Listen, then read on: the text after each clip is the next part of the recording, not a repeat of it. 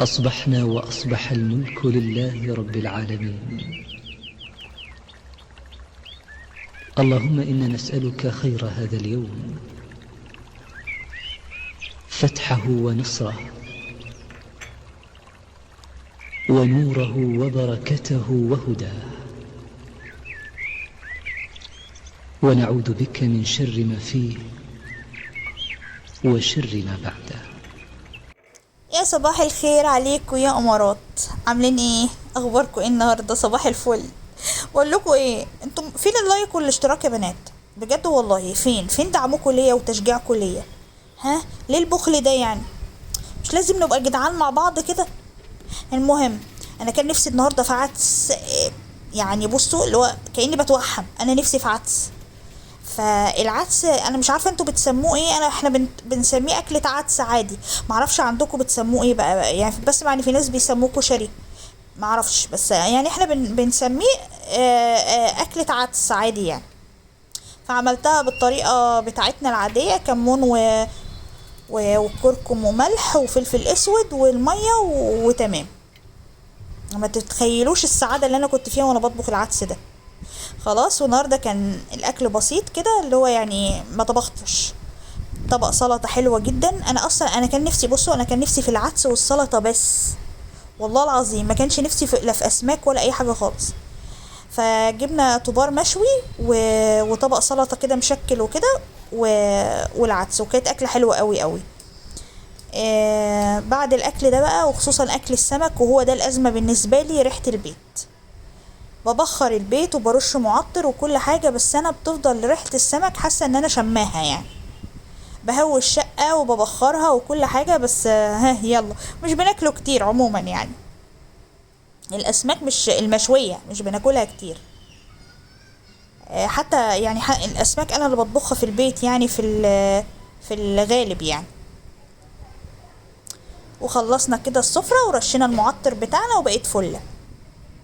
واصلا انا صاحية النهاردة البيت نضيف الحمد لله.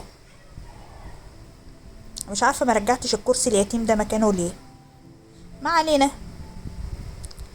ودخلنا بقى، دخلت المطبخ اعمل اللي هو طقوس ما بعد الغدا. بصوا، انا اتعودت في بيت بابا ان انا دايما بشرب كوبايه الشاي، او كلنا بنشرب كوبايه الشاي بعد الغدا. وكل واحد وذوقه بقى في كوبايه الشاي دي. يعني اللي بيشرب بالقرنفل، اللي بيشرب بالنعناع، يعني على حسب بقى. انا بشرب بالاتنين عادي، يعني ممكن مره قرنفل مره نعناع عادي، بحبهم يعني. انا بحب الشاي اصلا. خلاص، وعملت كوبايه الشاي انا وجوزي، وقعدنا نتفرج على فيلم بقى بعد الغدا، اللي هو ايه، انا النهارده يعني يومي طالب معايا تناحة.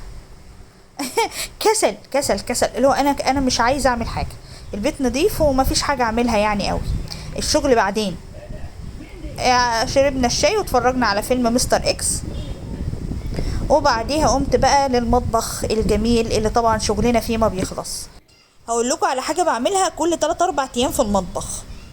بصوا يا بنات، انا دايما بجيب الفوطه احط عليها قهر الدهون، وبروح ممشيها على الحيطه اللي فوق البوتاجاز او دولاب المطبخ اللي فوق البوتاجاز كل 3 4 ايام، عشان ما يجمعش دهون اصلا. خلاص، عشان ما احتاجش بقى ان انا سلكه وحاجات من ده، لا. هنا بقى بوريكم برطمان الزيتون اللي ست الكل بعتته لي ماما، ربنا يخليها لي يا رب. انا ما بعرفش صراحه املح زيتون، او ما جربتش قبل كده ان انا املح زيتون. فهي حبيبتي اي مخللات او كده هي اللي بتعملها لي، ربنا يديها الصحه وطول العمر يا رب.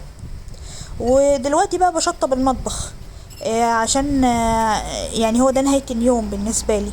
دخلت اخلص المطبخ. هو النهارده كان يوم اللي هو يعني ايه، كسلانه كده فيه. خلاص.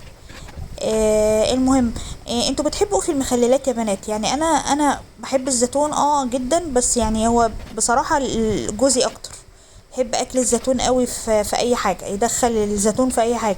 يعني النهاردة مثلا فطار غدا عشاء نعمل نحط زيتون. لو عاملين مثلا مكرونة بشاميل نحط زيتون في الخلطة.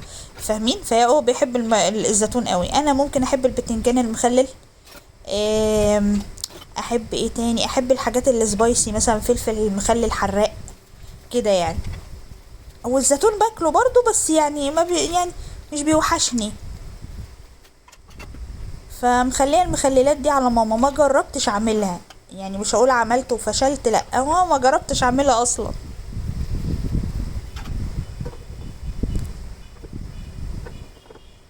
طبعا الحاجات دي حلوة في البيت، وجود المخلل في البيت دي حاجة حلوة بصراحة. تعالوا بقى في موضوع النهاردة عايزة اكلمكم فيه ضروري ضروري ضروري. بصوا، انا في حاجة انا عملتها كنت محرجة منها في الاول، بس لما طبقت الفكرة دي عجبتني قوي. انا كان في واحدة قريبة ليا شفتها بتعمل ده وقلت هجرب. انا كنت محرجة وانا بعملها، بس والله العظيم فرحة الناس اللي قدامي خلتني خلاص هعملها دايما. بصوا، احنا كل يوم بنطبخ خلاص، بيفيد معانا اكل جوه الحله، يعني مش اكل احنا كلنا منه وفاض، لا الاكل اللي انت كلتيه وفاض ده ترميه للحيوانات. انا بقول الاكل اللي لسه جوه الحله وفايض خلاص، محدش جه جنبه، اكل نضيف خلاص.